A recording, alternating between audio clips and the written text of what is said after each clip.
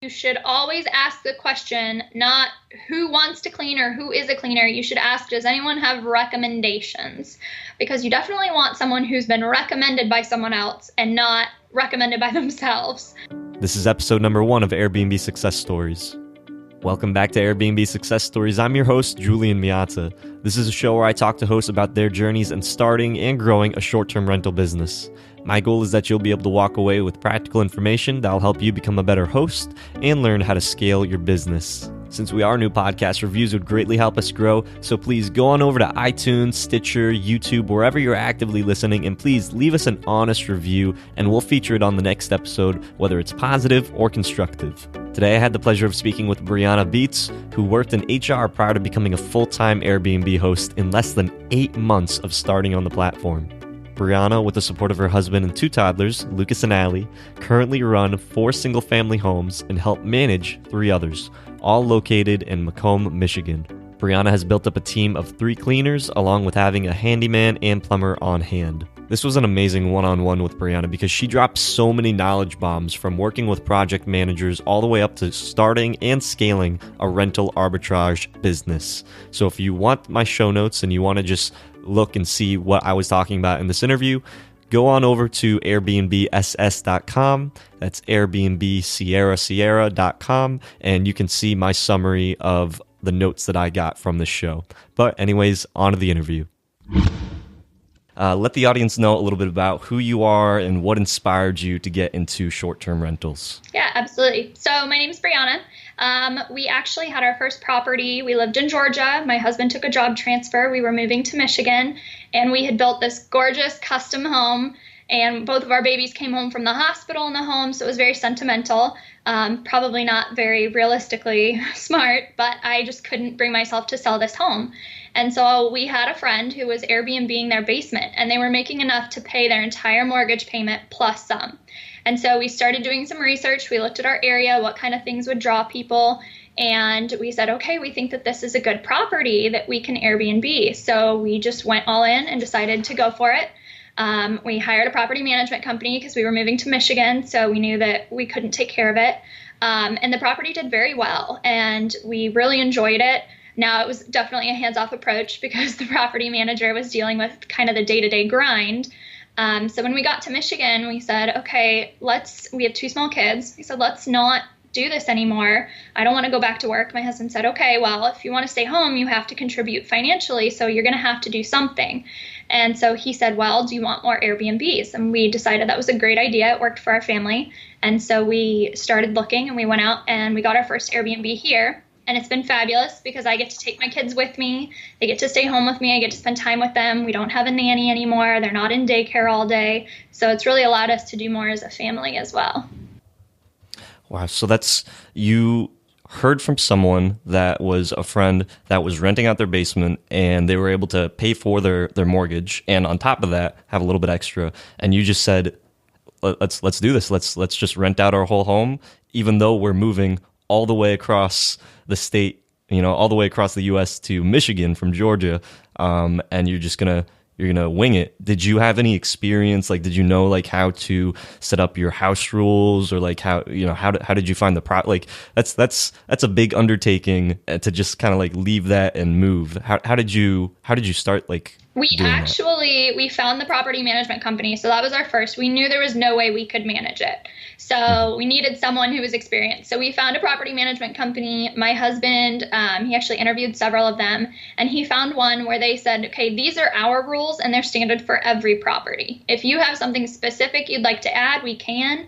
But they kind of went through what they did, how they managed everything. And we were like, okay, this is it. We're going to go with them. And then they gave me a list and they said, these are the things your property has to have. There's some extras you can have. There's some things you definitely can't have. And here you go. And so we went through and, we were adding to the property as we were also moving personal items out. So it was kind of a fun time trying to sort through all of that. But we got the property ready and we really just kind of handed it over to them. And thank God we had amazing neighbors who, when things went south or, there was an issue, were super nice. And instead of calling the police, they sent us a text or called us and said, hey, you might want to check on this. And so then we would get the property management company involved. So part of it was probably luck, but definitely having someone who knew what they were doing helped us in the beginning because we were at the mercy of them. We couldn't just, it's like a 4-hour plane ride to get back there. So with the property manager that you were working with, because there's so many Airbnbs out there, how were you able to make income off of that, or how was that being handled? Yeah, so our area that we were in, again, we did a lot of research on the area, Airbnbs, what was available, what could stand out, what would make our Airbnb make someone want to book that versus another place. And the area that we were in didn't have a lot of new builds. So most of the homes were outdated. Housing prices are still very, very high. And so we had this brand new house. It was a custom house. It was gorgeous. And so we said, okay, we think that if people were to come to this area, they would want to stay in our house because it's nice. But then we were still left with, okay, what are people coming to this area for? And so we started looking up, different events, like just trying to get a handle on why people were coming. We talked to our friend who had guests a lot. We asked them, when people come to stay at your house, why are they here? And we actually found out our house was about 20 minutes from where The Walking Dead was filmed. So I'm sure most people know that TV show. And Hollywood has actually moved a ton of their filming to a movie studio about 10 minutes from our house there. And so, living there doesn't really impact us. We never got to meet anyone famous, so we didn't think about it. And then when our friend said that, we were like, oh my gosh, there's people coming in all the time to work on these films. Marvel does all of their filming there. All of Star Wars was filmed there. So we were like, this is a perfect location. We're going to do this. And so we did. And our very first guests were, I think it was 5 guys there filming a movie, and they booked our house for 35 days. Wow, 35 days. And so you did your market research, found out why people would want to stay at your place, and you quickly found out through that research that The Walking Dead was shot right there, and that was attracting a lot of tourists. So now a lot of the people that were staying at your place were just tourists that wanted to film or be near The Walking Dead because that's a really popular TV show. Yeah, we did have some tourists, but mostly it was people who were actually involved in the filming. And so it didn't make sense for them to have a house there because they film, for 2 months of the year and then they're done. And there weren't a lot of hotels in that area. There wasn't room to build more houses, right? So then they started having these influx of directors and different people who were trying to move in, and there was nowhere for them to live. And so then we started getting people who were moving here to work at the studio, but they needed a place to stay until they could find permanent housing or, a rental came available. And so then we started getting bookings like that. So a lot of our bookings were actually longer bookings. I think our average was 2.5 weeks. Because people were filming and they needed a place to stay with their whole crew? Yep, exactly. Okay. Now, working with a property manager, I think that it's something that maybe a lot of people might be interested in because, for you, you're moving, you're out of state. People that are out of state, they can't manage their properties. Is working with a property manager as easy as just calling one up and then they start you start making money? Or how does that process work when you are finding a property manager and trying to have a hands-off approach, but still trying to optimize your unit? Yeah, absolutely. So definitely it was a lot of work. It was, my husband, we joked that he had a second job babysitting the property manager. You can do as much research. You can research all day and it's still, you're never 100% sure how it's going to turn out, right? I would say definitely if you're looking for a property management company, for us, the biggest thing that we were missing was local people, boots on the ground. So this property management company worked all over the U.S., and they weren't a bad company, but they didn't have local people. So they were hiring cleaning companies just strictly over the phone. They'd never met them. There was no one to come in and double check on them and say, okay, yeah, this property's cleaned correctly. So I would say definitely you can research, but the best way to find a good property management company is to talk to other people, right? If they have reviews, cyber stalk whoever left the review and ask them what their personal experience was. Because it was a mini job in itself, just kind of babysitting them. And then we were also with the property management company at the same time that Airbnb switched away from the co-hosting payouts going to the co-host. So then that was fun because our property management company was scrambling, trying to figure out how to pay all of their clients. And so we had like a month period where we were still paying the bills, paying the mortgage, and we weren't seeing any payouts. And so it was like a daily, okay, where are you guys at with this? You know, you owe us X amount. Now this guest is left. Now you owe us X amount. And we even got to the point where the cleaners weren't getting paid. And so the cleaners were calling us saying, hey, we'd like to be paid. And we were like, we don't know you. We've never interacted with you. The property management company handles this. So I would definitely just recommend do your research, but also when you're looking for a property management company, like now I know the first thing I would ask is, who do you have local? What are your procedures for finding someone local? Do you have boots on the ground in my area? Awesome. Great tips. And where did you find your property manager? Did you have a friend or how did you find them? You know, my husband found them, and I don't know for sure, but I want to say it was probably Google. Like I remember him telling me they had like the best Better Business Bureau rating. So I think that he just found them online because there weren't a lot of Airbnbs in our area. And of course, being new to this, we didn't know, like we weren't a part of different groups online or different chat forums where we could talk to other hosts. So we were just kind of winging it, right? And this property manager that your husband found, was it like Airbnb specific or was it general rentals? No, it was specific to short-term rentals.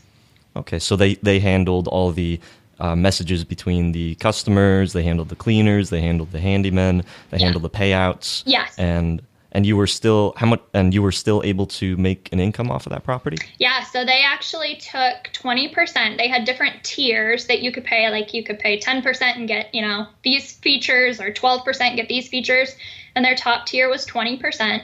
And so we went with that. And we were still cash flowing after all expenses anywhere between like $500 and $1,000 a month. Wow, completely passive. Yep. Well, babysitting the property manager a little bit, but mostly passive. Yep. And did you have to fire a property manager before, or how many property managers did it take you to find the one that you were able to keep working with? They were our first property manager. Actually, that property we no longer have. Again, this goes back to finding, you know, boots on the ground in your area. There were some issues going on with the property that they weren't aware of, and of course we weren't aware of. And so we had a homeowners association, but we had looked through all of the rules before we started our Airbnb, and it did say that you couldn't do business out of your home. But we went and spoke to a lawyer who said, well, you know, you could probably fight it. Why don't you give it a shot and see what happens? And if they push back, then this is what it is. So after a couple of issues with the property manager not being quite what we had hoped for, what we had expected, we did get some notices from the HOA, and they finally said, you need to take your listing down. And so rather than try to go to court and fight it, we loved all of our neighbors. We could see that this could potentially impact them, and we didn't want to sever those relationships or burn those bridges. So we ended up parting ways with the property management company, and we sold that house.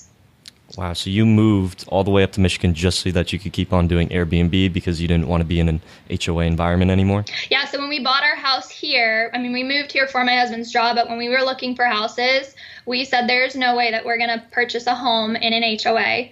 So, which is kind of hard because we have small kids, so I really wanted a subdivision where they could have friends close by, you know, ride bikes. We got lucky in our current house. It's a large subdivision. It's like 5 subdivisions mashed together.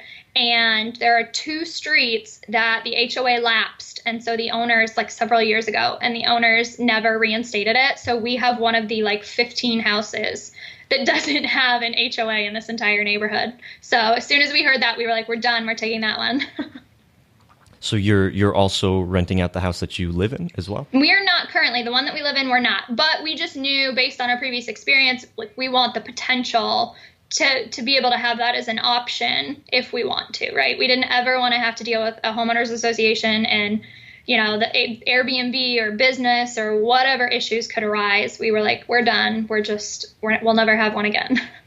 Oh, you've had quite the journey all the way from Georgia to Michigan. Yeah. With that sounds like a lot. So, what was the most challenging part of growing your Airbnb business? When we spoke previously before the recording, you told me that you currently have 4 units, 4 single-family homes that you're doing rental arbitrage out of. So you sold your first unit in Georgia, which was your home, and then you moved to Michigan. And you purchased your home that you currently have a mortgage on, but you're also renting out single-family homes doing the rental arbitrage approach. What was the most challenging part of this whole process? For me, it was definitely delegating and building a team, because I know not everyone has this personality, but I was so terrified. Like, what if the cleaner messes up this one thing and then the guest gives us a terrible review and we can never get rid of that review and then no one will want to stay with us? And my mind just like constantly skipped ahead to all of these what ifs. And so my husband kept saying, you need a team, you need a good cleaner that's reliable, that you can trust. And part of it was, we had to go through a few before we found, the right team. And it was a completely new area. I've never lived in Michigan, never been to Michigan. So that was hard because I didn't know anyone. It wasn't like I could, call my best friend and say, hey, do you know anyone? Or ask my coworkers at work, do you know anyone who cleans Airbnbs or might be interested? So finding that team was, I would say, the biggest growing pain that we had. And how did you create that team? Because I know that that's intimidating for a lot of people like myself. I'm currently renovating my basement, and I work full time. My wife works full time, so we're thinking, like, should we get a property manager? How should we just use Google, the services that find you the cleaning people? How did you create a team that you could take and scale up so that when you started getting more units, that you were able to delegate that? Yeah, so our team has come from different, various avenues. I had a couple of cleaners that I found because I just got on local Facebook groups and said, hey, does anyone know anyone or anyone want to clean? And they were people who said, yeah, I want to clean, I clean. And so they came, and I learned through that you should always ask the question, not who wants to clean or who is a cleaner. You should ask, does anyone have recommendations? Because you definitely want someone who's been recommended by someone else and not recommended by themselves. So that was kind of how we found the first one, or the first couple that didn't work out. And then I actually did through Facebook as well. I found another cleaner who was an Airbnb host as well. She just had one property, and she was going to be moving back into her property, so taking it off of Airbnb while they looked for a new home. So she said, I'm looking to supplement my income. I can definitely clean. So I got on her listing. I found it. It was adorable. It was clean. She didn't have any negative reviews about cleaning. I was like, okay, perfect. You can clean my house. Thank you so much. So I found her, and then we started adding more units, and I realized I needed more. And so I actually started going to REIA meetings. So for those of you who don't know, those are real estate investor meetings.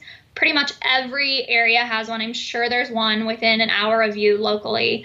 And as Airbnb gets bigger and it gains more traction, they start in these investor groups, they start to kind of recognize Airbnb, and people start going to them, these meetups. And so my husband and I were going to those, and I ended up finding some other people, just, talking through them, that said, hey, this is how I advertise, or, I know someone.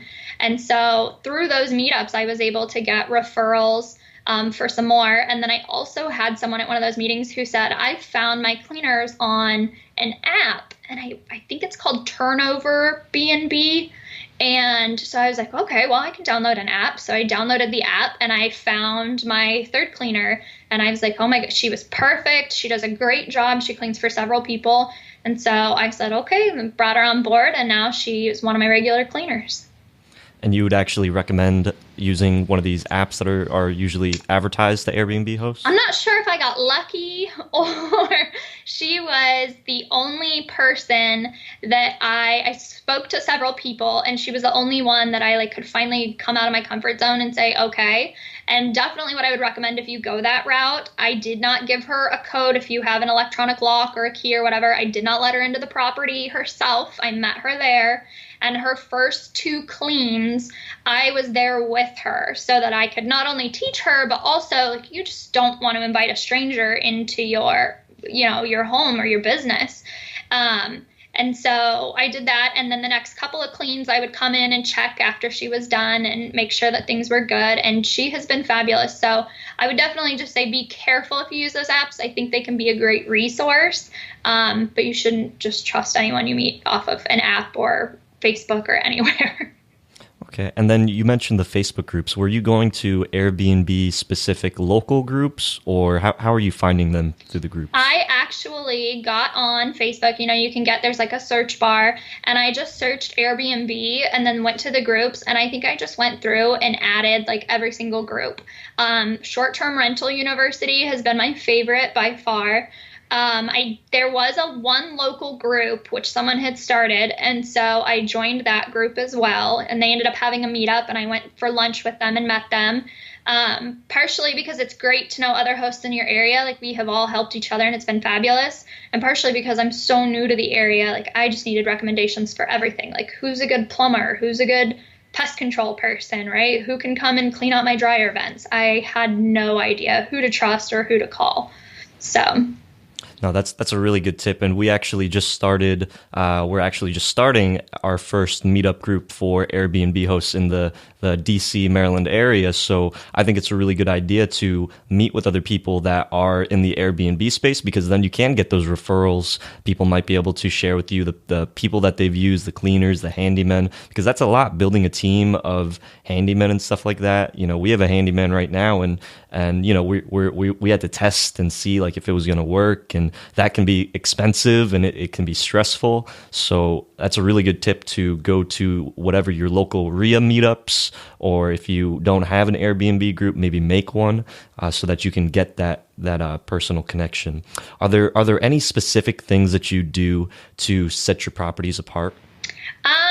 I don't know. So I guess in the beginning, I thought that I was really unique because I offered like a goodie basket. And, if they're coming in for a specific event, I'll try to leave something nice. And then I realized that pretty much every host does that, so it's not super unique. But one thing that I do is all of my properties, I try to have a theme for them. So that really sets them apart, because you can look at, 5 listings in an area, and they could all have really nice furniture, but if there's not something that catches your eye or makes you think, I really want to stay there, it's going to boil down to price. If they're all available, they're in the same area, if all of these other factors are the same, it's going to come down to price. And I didn't want to be the person I didn't want to be the host that people booked with because I had the lowest price. And so I have one that has a total farmhouse theme. It's super cute. I have another one that is all travel themed. So one bedroom is all Paris, one is London, one is New York. My husband and I love to travel around the world. We try to hit a new country every year. So I went through our house and gathered different knickknacks that we had brought home from Greece and Italy and Costa Rica and all of these places, and I put them in that Airbnb too. So I get a lot of comments that people say, like, it's so fun, I love these things, where can I get them? And then I have another property it's my most recent one, and I don't know if any of you have seen, like, the industrial pipe look is super popular right now, and I got on Pinterest and fell in love with it and wanted it in my house, and my husband said, absolutely not, I'm not paying for you to redecorate our house. So I said, well, then I'll just get an Airbnb and do that. So that whole Airbnb kind of has that industrial revolution kind of feel to it. I've made several pieces by hand. Go Pinterest. And so I've actually, all of my guests who have stayed there so far have said they love the decor. I've had several try to buy pieces from me. And I think that really helps a lot, because when people are going through, it's not just, yeah, that's a pretty place. It's got granite countertops. It looks clean. It's, oh my gosh, that would be so cool to stay in. That is really cool that you're able to take your passion and the things that interest you through the travels and stuff. And that's funny that your husband says, no, we're not doing the industrial theme. It doesn't fit our home. You're just like, well, I'm gonna make my own Airbnb, and I'll make it exactly how I want it. And that's the beautiful part about Airbnb, is that you can make it who, that whatever represents you. And that's really cool that you found that to be the unique part that sets your properties apart. Now, you mentioned you don't want to set the lowest price. Why don't you want to have the lowest price place?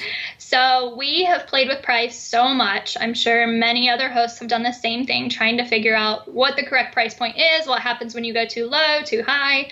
And we have found that nearly every single one of our major issues that we've had with guests has come when we've had discounted days. So those are typically for us in our area. They're like Tuesday, Wednesday, sometimes Monday night, middle of the week.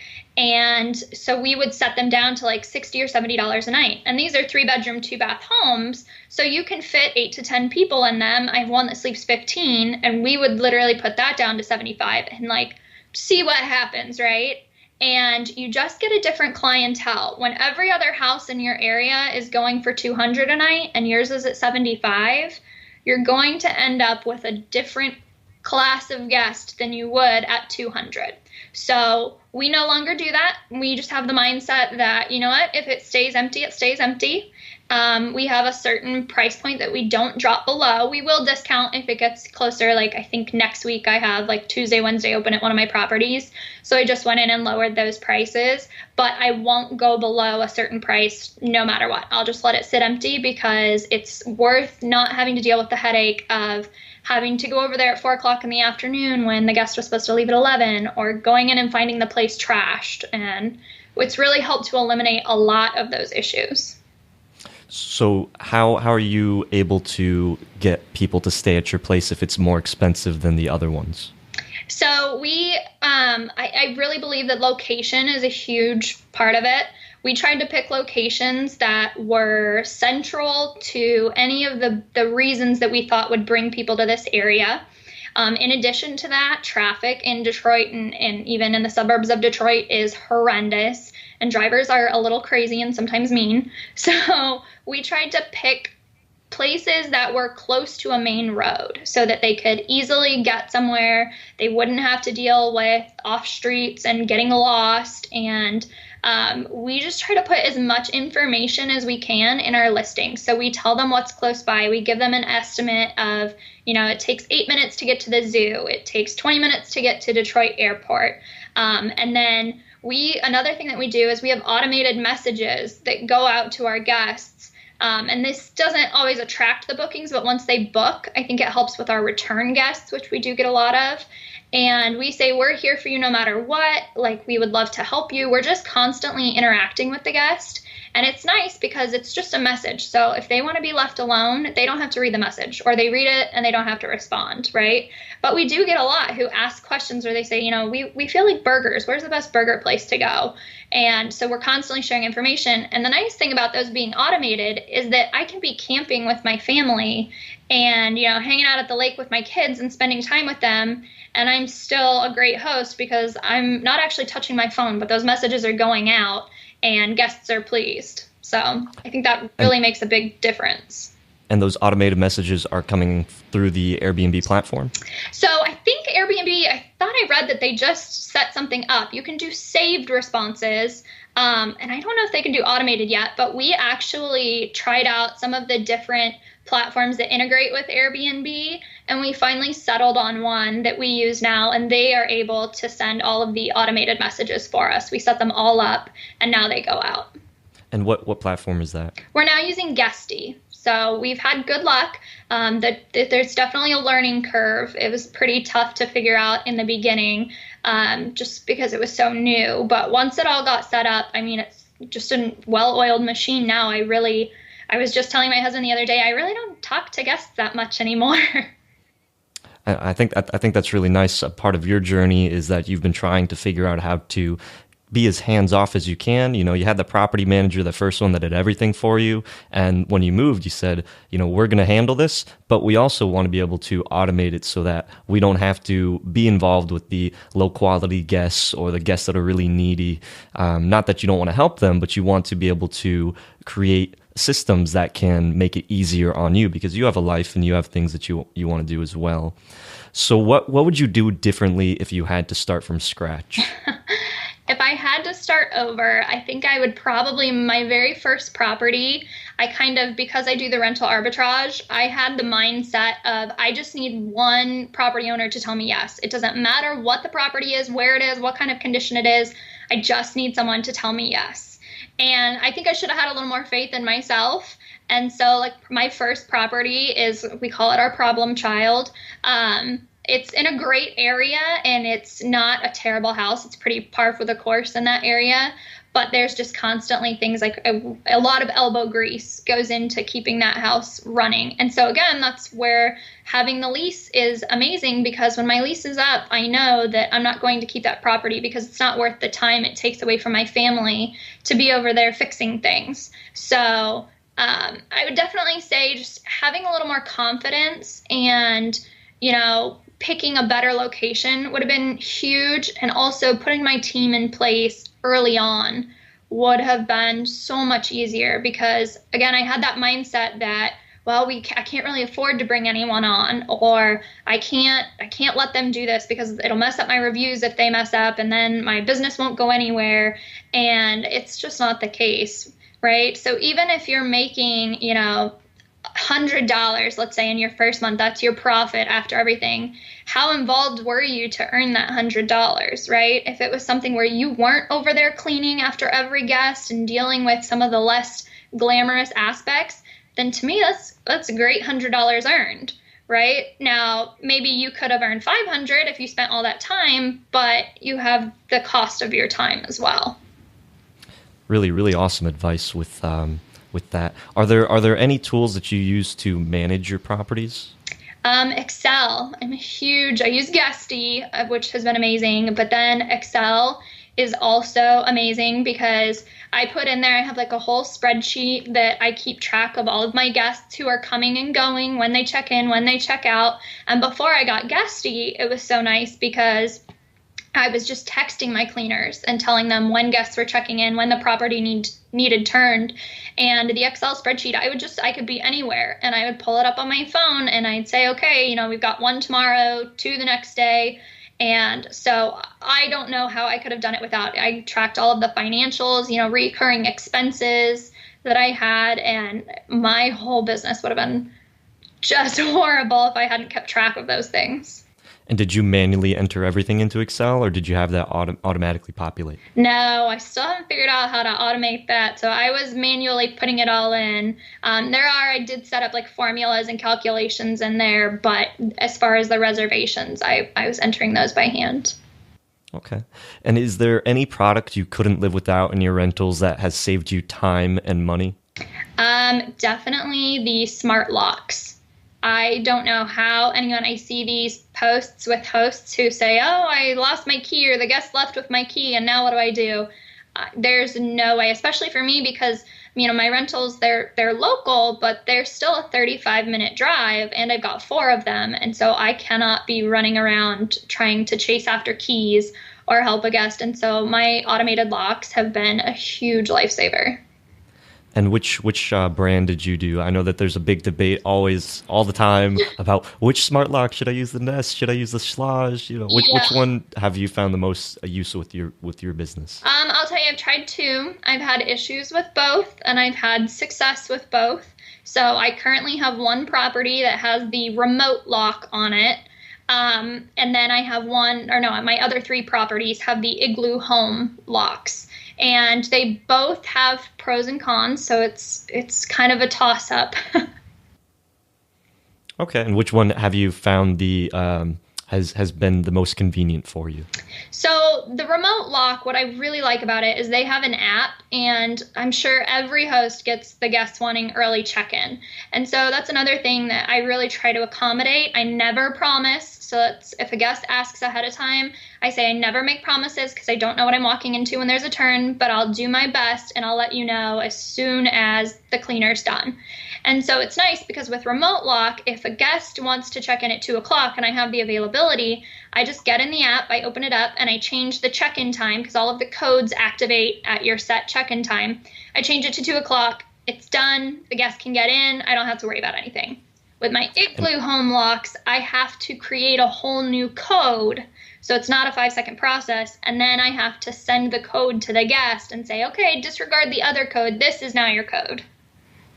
I can see where the remote lock has been pretty helpful with that. Yes. Okay. Is there anything that you do that has helped your guests leave positive reviews? Interaction. I hear all the time. We stay in Airbnbs a lot, and so it's amazing to me how hosts will just not say anything. Like, we'll check in and we'll never hear from them ever again. So I definitely tried my best to, those automated messages. And another thing we do is, not many people, you'd be surprised at how many people who book with Airbnb aren't really savvy with the app, or they don't have the app. They just have the website that they use. And so it's hard because you put your Wi-Fi information in there, you put all this information about trash in there, and there's a good chance they're never going to look at it. And you don't want to bombard them with 8,000 messages. So like, I have plaques in the house that have the Wi-Fi name on there. I have house manuals with information. I have like a little wall hanging in each house that has different information. So I try to keep all of the information that they would need readily available to them. And I think that has really helped a lot too, because they're not frustrated and reaching out when they're already annoyed that they can't find what they want. Awesome. Really, really cool, the idea with leaving the plaques. I've thought about that, about leaving things like, hey, don't use the white towels to use your makeup, or Yep. the Wi-Fi password is this. You might have everything in your Airbnb app and in the house manual and the check-in guide, but not everybody will do that. And then they'll start messaging you and asking you, hey, what's this, blah, blah, blah. And Yep. that can take up a lot of time. If you could give one piece of advice to someone who is trying to start their Airbnb business, what would that be? My biggest advice to anyone is always be sweet as apple pie to Airbnb. When you are dealing with them and you have a guest who has trashed your place, or even if it's not a guest issue, it's something with your listing. If you are rude to whoever you're speaking to with Airbnb, they're not going to give you the time of day. And they do record all of your calls too, because I've had several times they've said, I've called, I've said, hey, I spoke to so-and-so and this is what they told me. And they say, let me go pull the recording and see. So you're not always just starting fresh when you call in, right? So no matter how upset I am, how wrong I think they are about something, I am always extremely nice to them. I say, thank you so much for your time. I appreciate everything you've done, even though there are times I think to myself, you have not done anything to help me right now. I'm just more confused. And I will tell you, like, I hear about these guests who can't get a review taken down that they feel was unfair, or, there have been judgments that they felt were unfair. I've had some pretty rough guests, because not every guest is 100% amazing, although most of them are. And I've never had a situation where Airbnb completely took a guest's side and didn't do what I felt was fair for me. And I really believe that that's because I'm so nice to them and I try to be courteous. And you don't have to be fake, but just, yelling at them because you're upset isn't going to get you anywhere, because then they just like you less. Do you ever, when you're communicating with them, is it more from an emotional stance or logical? Like, I know a lot of people try to create their house rules so that when a guest does something that they could just be like, look, Airbnb, this is in my house rules, and they're not supposed to throw up every second Thursday of the month into this specific location, but they did that. And they think that if they have that in their house rules, that Airbnb will just automatically side with them. Have you found that to be the case? No. So luckily I've not had anything that Airbnb has said, well, I don't care if it's in your house rules.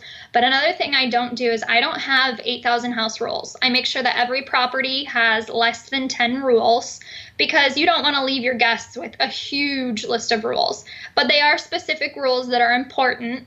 And Airbnb has, in situations I've called them and I've said, well, this was against my house rule or whatever. And it definitely is not just a black and white. I've heard of cases where they said, well, those house rules aren't really enforceable. That's a ridiculous rule. So it definitely is. I feel like it's all situational. Every single time you call them, you could have had a guest who threw up and it's against your house rules, and so Airbnb awarded you $150. And you think, okay, well, this guest did the same, so that's what I'm going to get this time. And you're dealing with a different Airbnb representative. You're dealing with a different guest, a different situation. They definitely look at your interaction with the guest as well. How was your tone with the guest? What were you saying to them? Were you interactive? So every situation is unique, and that's why it's so important to be professional and kind to them no matter what. Is there like any house rule that you included that Airbnb was like, okay, well, because you have this house rule, is there like one house rule that has really kind of saved your butt before? Yeah, so for me, I have a house rule that says I don't know exactly how I phrased it, but it says that any violation of house rules will incur fees or may incur fees. And that has saved me because, I'm annoyed that I say no late checkouts and my guest is still there 4 hours later. Well, it is against my house rules, but Airbnb can say, well, the guest is gone now. And so, there's not really anything you can do about that. Well, I have in there that it incurs fees. And so I do charge, depending on the property and how late the guest stayed, a $40 to $60 fee if they check out late, because my cleaners are stuck there. Then it throws off their schedule. It, creates anxiety for me. I have to call Airbnb, stop what I'm doing. And so I think that specific rule, that violation of house rules may incur fees, has been a huge one that has saved me time and time again. Wow, Brianna, I just want to thank you so much. This conversation, I think anybody that is starting out should re-listen to this, and I'd love to potentially in the future get you on, because I think it's really cool that you went from the property manager that was handling everything and that was a property that you owned, to now you are scaling up a short-term rental business that is through rental arbitrage. So you don't own any of the homes and you have just leases on them, but you're growing this team, you're scaling up, you left your full-time job doing HR to now you're actually just managing your properties and decorating. And I think that's what a lot of people are striving for. So I just want to encourage the listeners to go back through this episode and listen one more time. Listen to Brianna's confidence. She went in there and she didn't know, what to expect. She just heard that a friend was renting out their basement, and now she just kind of dived in, but it's been baby steps along the way, and now it's a full run. And you've been doing this less than a full year, almost about a year now. Yeah. Correct? So our first property that not the one that the manager took care of, but our first property here locally went live in July of 2018. Yep. Wow. And right now, this episode, we are the middle of March 13th. So about 8 months or so.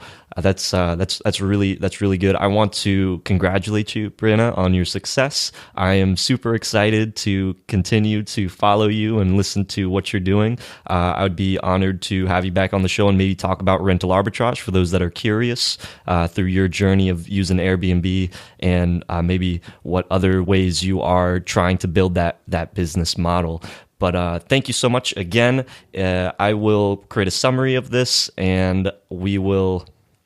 I'll have everything in the show notes for you guys to be able to listen to. But is there any last departing words, Brianna? Any way that anybody can reach you online if anybody has any questions? Yeah, so I am on Facebook. My name is Brianna Beets on Facebook. I am terrible about getting on social media. I try to spend as much time with my kids, so bear with me if it takes me a while to get back to you. My email address is breezy, BREEZY, rentals with an S, LLC@gmail. I do check that a little more frequently. So if anyone has questions, I definitely have an abundance mindset. So we're not competition. We're all here to help each other. It doesn't matter if your Airbnb is right next door to mine. They're going to be totally different. They're going to attract different people. So I'm always here to help, and I would love to talk to anyone who has questions. That's fantastic, Brianna. And I'll include everything in the show notes. Until next time, guys, peace out.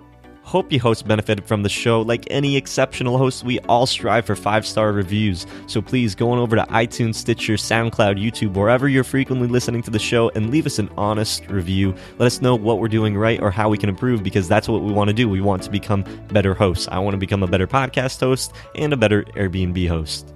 Talk to you guys in the next episode. Peace out.